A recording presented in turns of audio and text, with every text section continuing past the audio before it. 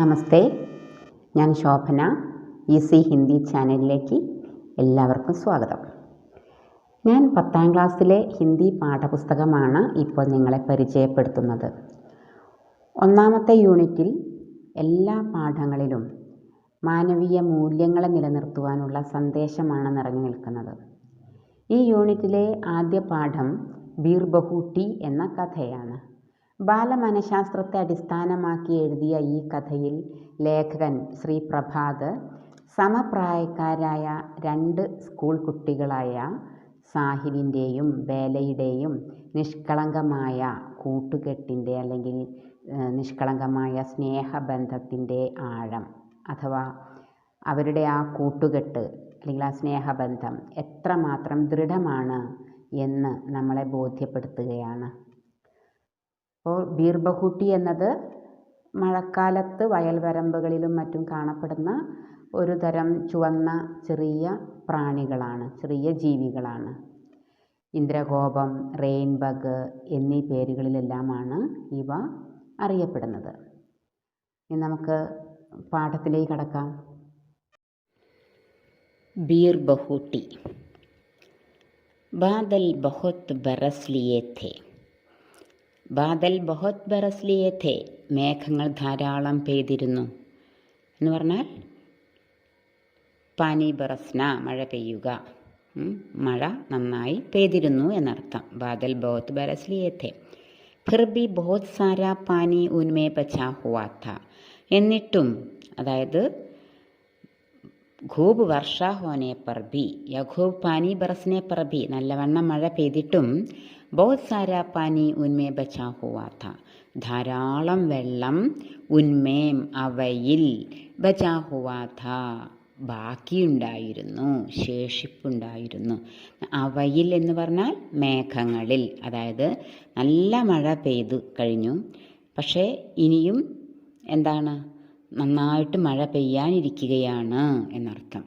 വേ ഖേത്തോം ജംഗലോം K ഊപ്പർ ഛായേ ഹുയേ ഥേ. വേ എന്നത് അവ, അതായത് മേഘങ്ങൾ. ഖേത്തോം ജംഗലോം കെ ഊപ്പർ ഛായേ ഹുയേ ഥേ, വയലുകൾക്കും കാടുകൾക്കും മുകളിൽ വ്യാപിച്ചു കിടക്കുകയായിരുന്നു. വേ ഖേത്തോം ഓർ ജംഗലോം കെ ഊപ്പർ ഛായേ ഹുയേ ഥേ, വയലുകൾക്കും കാടുകൾക്കും മേലെ വ്യാപിച്ചു കിടന്നിരുന്നു. സാരാ ആകാശ് മേഘോം സേ ഭരാ ഥാ. ആകാശം മുഴുവനും മേഘോം സേ ഭരാ ഥാ, മേഘങ്ങളാൽ നിറഞ്ഞിരുന്നു എന്ന് പറഞ്ഞാൽ ആകെ പ്രകൃതി ആകെ ഇരുണ്ട് നിൽക്കുകയാണ്.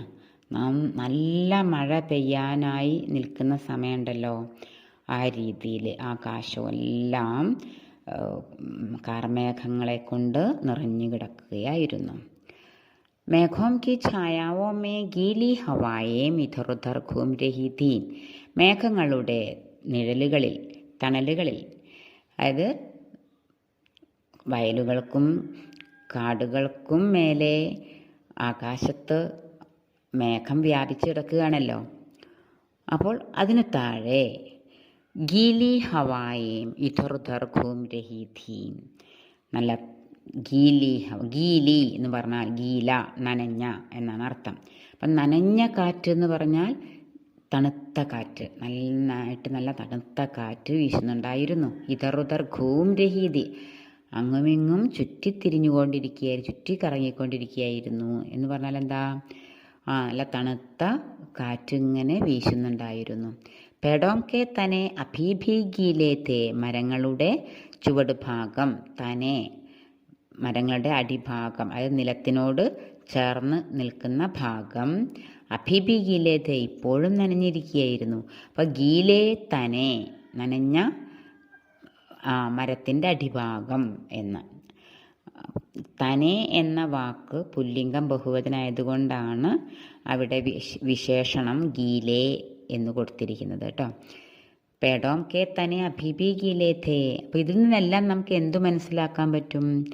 മഴ, നല്ല മഴ ഇപ്പോൾ പെയ്ത് കഴിഞ്ഞിട്ടേ ഉള്ളൂ എന്ന്. അതായത് കാലാവസ്ഥ അല്ലെങ്കിൽ ആ പ്രകൃതി ആകെ തണുത്ത് നിൽക്കുകയായിരുന്നു. മൂങ് ഫലിയോം കെ ഹരേ ഖേത്തോ മേ പീലേ ഫൂൽ അഭി ഭി ഗീലേ ഥേ. മൂങ്ഫലിയോ കെ ഹരേ ഖേത്തോ, മൂങ്ഫലി നിലക്കടല, നിലക്കടലകളുടെ ഹരേ ഖേത്തോമേ. ഖേത്ത് ബഹുവചനത്തിലാണ് കൊടുത്തിരിക്കുന്നത്.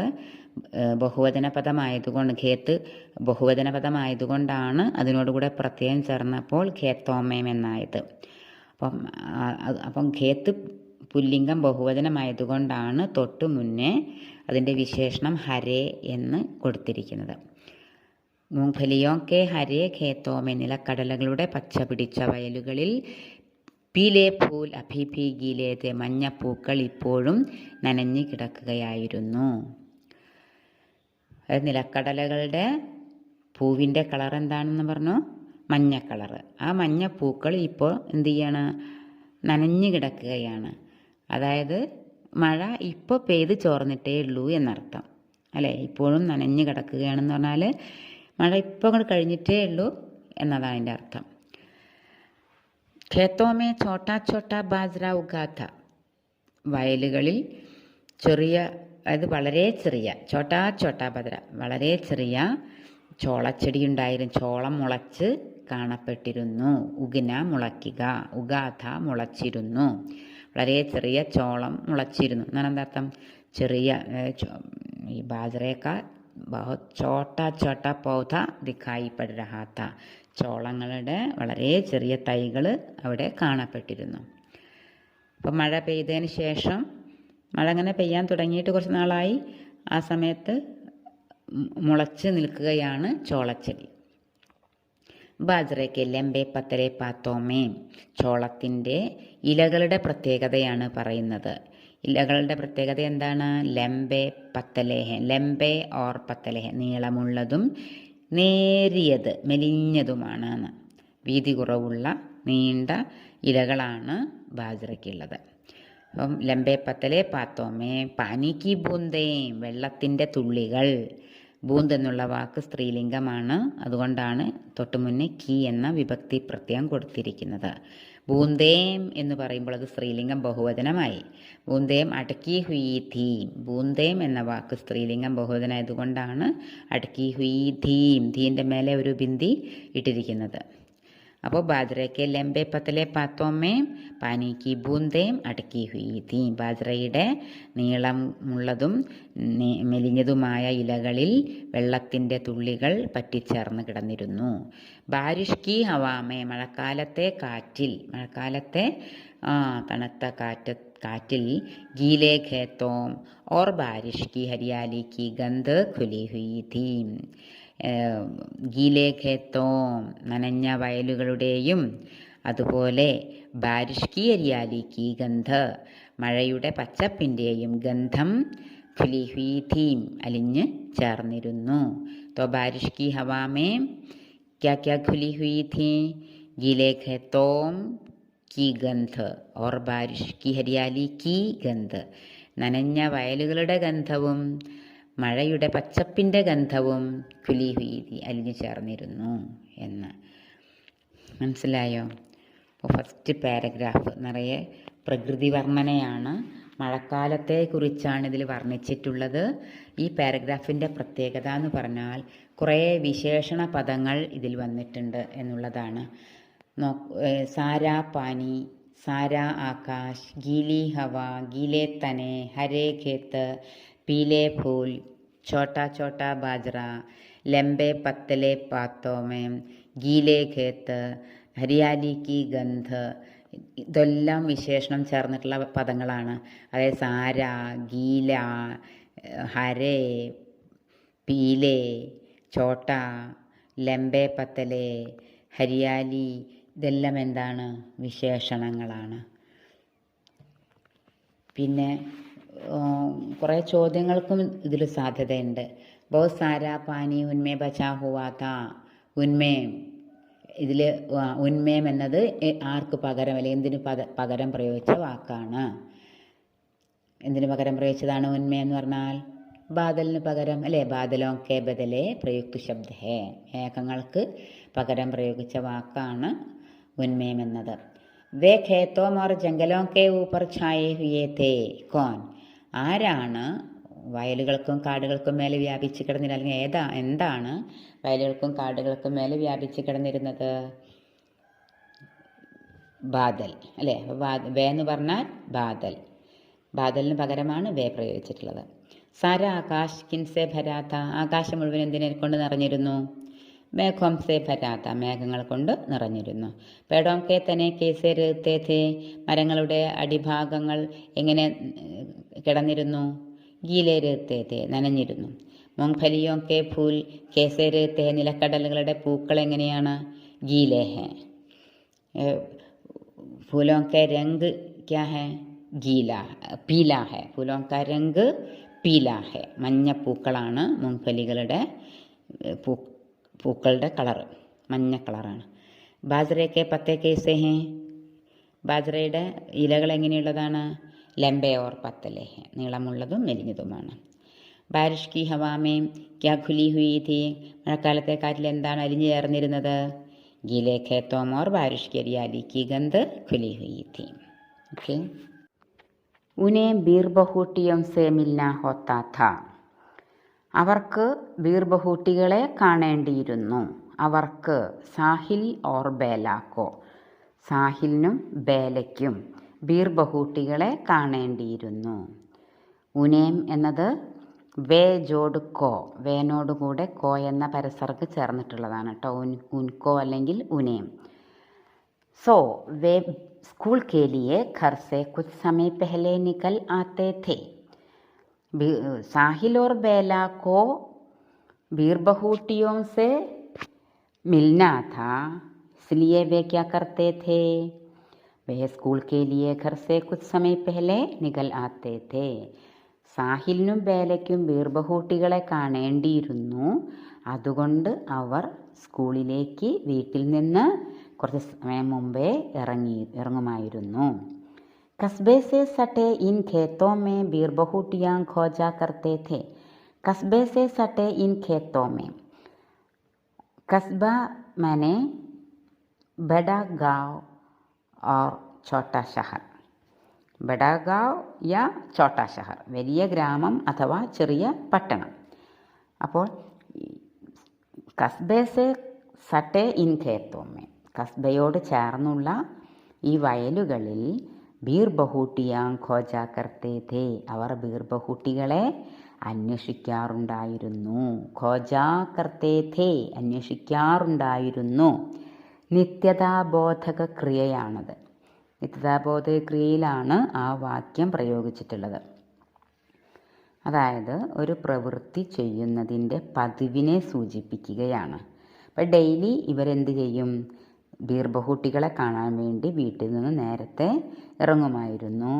അവർ പോകുന്നത് അവരുടെ ഗ്രാമത്തോട് ചേർന്ന് കിടക്കുന്ന വയൽ വരമ്പിലൂടെയാണ്. അപ്പോൾ ആ വയലുകളിലാണ് ഇവർ എന്ത് ചെയ്യുന്നത്? ബീർബഹൂട്ടികളെ തിരയാറുണ്ടായിരുന്നത്. സുർഖ് മുലായം ഗദ്ബദി ബീർബഹൂട്ടിയാ. तो ബീർബഹൂട്ടിയാ की വിശേഷതായേം ക്യാ ക്യാ ഹെ, എന്തൊക്കെയാണ് ബീർബഹൂട്ടികളുടെ പ്രത്യേകതകൾ? സുർഖ് ഹെ, സുർഖ് മനെ ലാൽ രംഗ് കി ഹെ, ചുവന്ന നിറമാണ്. മുലായം ഹെ, വളരെ മുലായം, മാർദ്ദവമാണ്, മാർദ്ദവമുള്ള ശരീരമാണ്. പിന്നെന്താ? ഗദ്ബദി, അതും എന്താണ്? ഗദ്ബദി എന്ന് പറഞ്ഞാൽ മൃദുവായത്, വളരെ സ്മൂത്തായതാണ്. വെൽവെറ്റ് തുണിയിൽ, വെൽവെറ്റ് പോലെയുള്ള തുണികളിൽ കൈവയ്ക്കുന്ന സമയത്ത് വളരെ മൃദുവായിട്ട് നമുക്ക് തോന്നാറില്ലേ? അതുപോലെയാണ് ഇവിടെ ബീർബഹൂട്ടികളുടെ ശരീരം.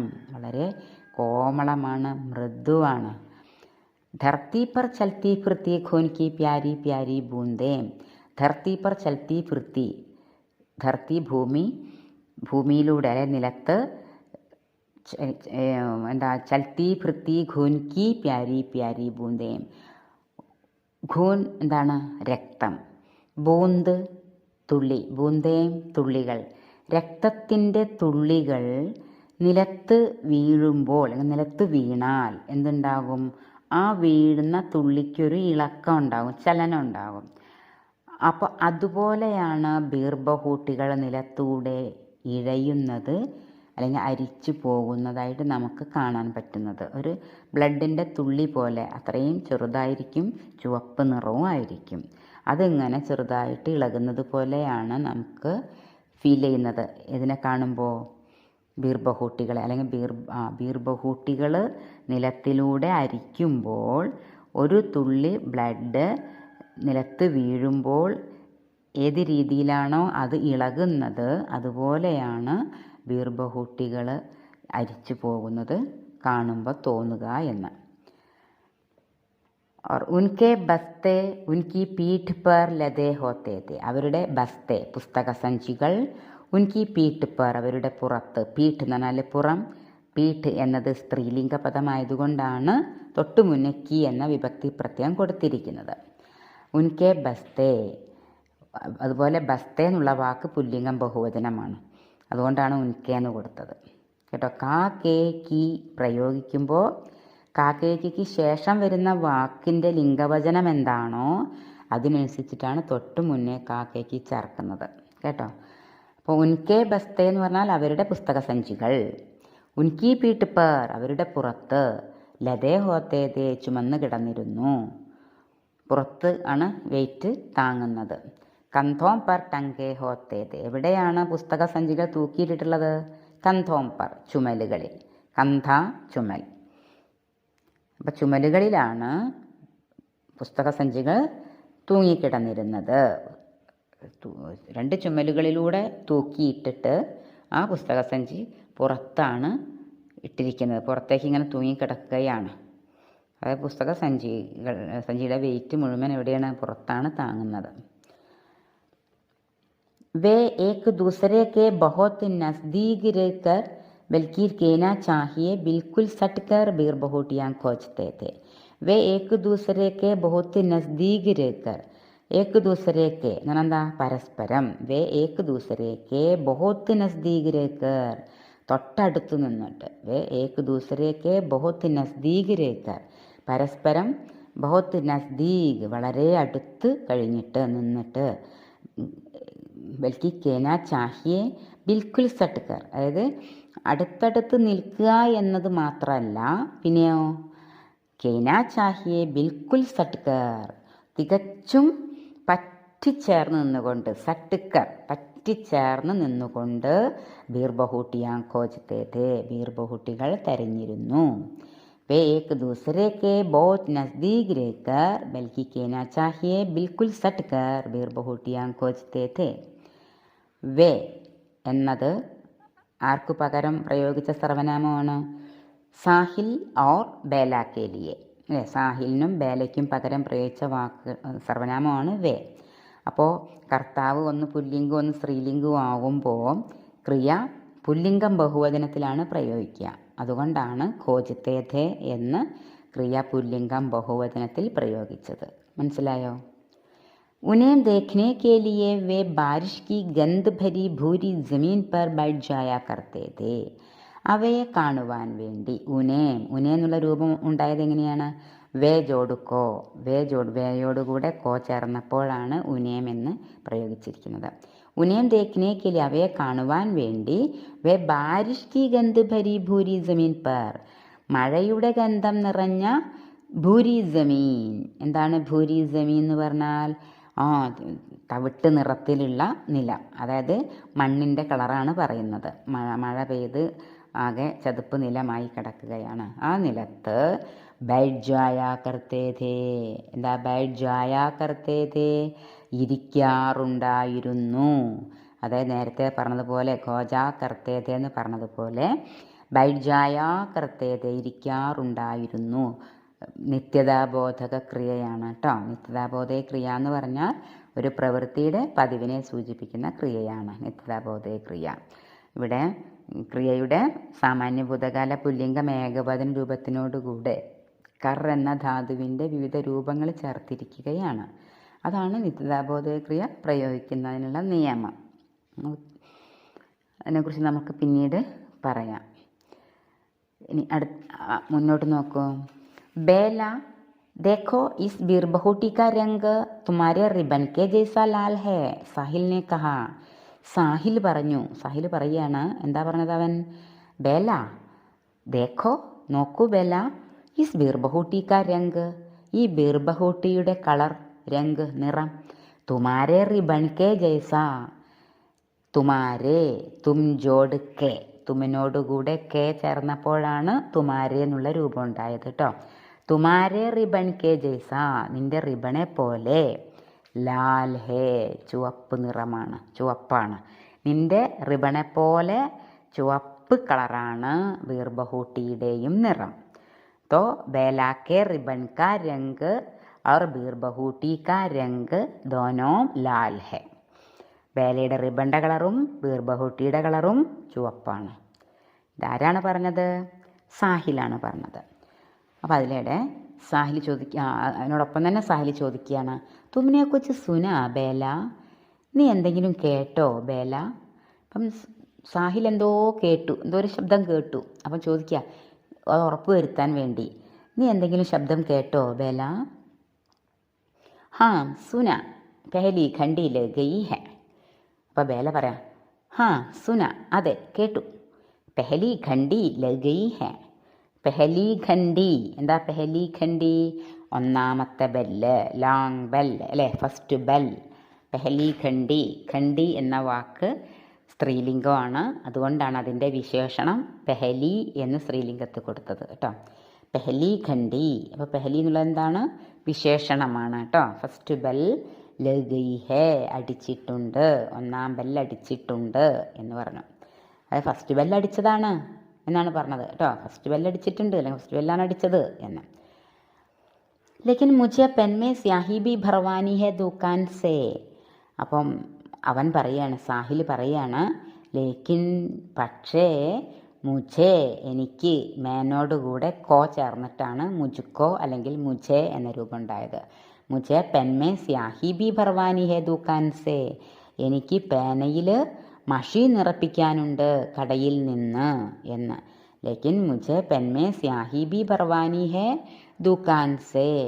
തോ കിസ്കോ കലം മേ സ്യാഹി ഭർവാനി ഹെ, ആർക്കാണ് പേനയിൽ മഷി നിറപ്പിക്കേണ്ടത്? സാഹിൽക്കോ അല്ലേ, സാഹിലിനാണ് പേനയിൽ മഷി നിറയ്ക്കേണ്ടത്. തോ സാഹിൽ और बेला क्यों स्कूल के लिए घर से कुछ समय पहले निकल आते थे. എന്തിനായിരുന്നു സാഹിലും ബേലയും സ്കൂളിലേക്ക് വീട്ടിൽ നിന്ന് കുറച്ച് സമയം മുന്നേ ഇറങ്ങിയിരുന്നത്? ബീർബഹൂട്ടിയാ സെ മിൽനെ കെ ലിയെ, ബീർബഹൂട്ടികളെ കാണുവാൻ വേണ്ടിയിട്ടല്ലേ. വേ കഹാ ബീർബഹൂട്ടിയോ കോ ഖോജാ കർത്തേ ഥേ, അവരെവിടെയാണ് ബീർബഹൂട്ടികളെ തിരയാറുണ്ടായിരുന്നത്? കസ്ബേ സേ സട്ടേ ഖേത്തോമേ അല്ലേ, വയലുകളിൽ, അവരുടെ ഗ്രാമത്തോട് ചേർന്നുള്ള വയലുകളിലാണ് അവർ ബീർബഹൂട്ടികളെ തിരയാറുണ്ടായിരുന്നത്. ബീർബഹൂട്ടിയാ की विशेषताएं क्या क्या हैं? ബീർബഹൂട്ടിയാ सुर्ख है, मुलायम है, गदबदी है. तो ബീർബഹൂട്ടിയാ सुर्ख, मुलायम और गदबदी है. सुर्ख माने लाल रंग, मुलायम और गदबदी माने കോമൾ और മൃദു है. മാർദ്ദവമേറിയത് അല്ലേ, മാർദ്ദവമായത്, സോഫ്റ്റായത്, ചുവപ്പ് നിറത്തിലുള്ളതും ഒക്കെയാണ് ബീർബഹൂട്ടികൾ. അതുമാത്രമല്ല, അറയ്ക്ക് വിശേഷത भी है, वो ज़मीन पर चलती फिरती खून की बूंदें जैसी दिखाई पड़ती है. നിലത്തിലൂടെ ഇളകുന്ന, നിലത്ത് ഒരു തുള്ളി ബ്ലഡ് വീണുപോയാൽ എന്താവും? അതിനൊരിളക്കം ഉണ്ടാവും. ആ ഇളകുന്നത് പോലെയാണ് ബീർബഹൂട്ടികൾ നടക്കുന്നത് അല്ലെങ്കിൽ അരിച്ചു പോകുന്നത്. അപ്പോൾ അതൊക്കെയാണ് ബീർബഹൂട്ടികളുടെ പ്രത്യേകതകൾ. പ്രധാനമായിട്ടും പറയുമ്പോൾ സുർഖ്, മുലായം, ഗദ്പതി മെയിനായിട്ടുള്ള പോയിൻറ്റ്സാണ് അത് 3 ഉൻകെ ബസ്തേ കഹാം പർ ലദേ ഹോത്തേ ഥേ, എവിടെയാണ് അവരുടെ പുസ്തക സഞ്ചികൾ ചുമന്നിരുന്നത്? ഫിറ്റ് പർ അല്ലേ. കഹാം ടങ്കേ ഹോത്തേ ഥേ, എവിടെ തൂക്കിയിട്ടിരുന്നത്? കന്ധോം പർ, ചുമലുകളിൽ. വേ കേസെ ബീർബഹൂട്ടിയാ ഖോജ്തേ ഥേ, എങ്ങനെയാണ് അവർ ബീർബഹൂട്ടികളെ തെരഞ്ഞിരുന്നത്? വേ एक दूसरे के बहुत नज़दीक और बिल्कुल सटकर ബീർബഹൂട്ടിയാ ഖോജ്തേ ഥേ അല്ലേ. അവർ പരസ്പരം അടുത്ത് നിന്നുകൊണ്ട്, അവർ തൊട്ടടുത്ത് പറ്റിച്ചേർന്ന് നിന്നുകൊണ്ടാണ് ബീർബഹൂട്ടികളെ തെരഞ്ഞിരുന്നത്.